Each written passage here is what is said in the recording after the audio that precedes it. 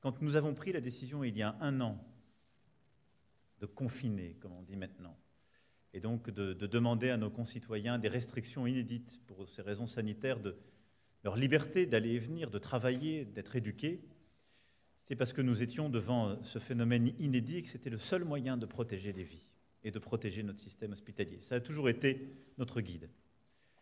Maintenant, nous avons tous à concilier plusieurs dimensions de la vie de notre nation. Bien évidemment, protéger les plus faibles, protéger la vie de nos concitoyens qui sont le plus menacés, protéger notre système de santé, protéger aussi des autres maladies qui continuent pendant ce virus, protéger contre la détresse qui va avec le fait d'être isolé, parce que nous avons aussi appris que isoler pour protéger conduisait à d'autres troubles, à des maladies mentales, à des dépressions graves, protéger en éduquant nos enfants et nos jeunes qui en ont besoin, et nous avons aussi appris que fermer des écoles avait des conséquences peut-être parfois plus graves.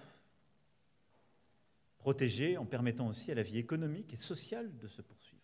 Et donc c'est cet ensemble qu'il faut à chaque instant, constamment, prendre en considération, de manière adaptée, proportionnée, et en regardant la réalité de l'épidémie, ville par ville, territoire par territoire. C'est ce que nous faisons en permanence. Et donc c'est en fonction de ces évolutions que nous aurons à prendre dans les jours qui viennent, sans doute, de nouvelles décisions et que nous aurons encore à en prendre et que j'ai demandé aussi au gouvernement de travailler pour que dans les prochains jours, nous puissions redonner de la visibilité à nos concitoyens sur le calendrier. Le maître du temps, c'est le virus, malheureusement. Et nous sommes en train de le vivre. Notre collègue italien, ces derniers jours, a décidé un 4e confinement en Italie. Représentez-vous.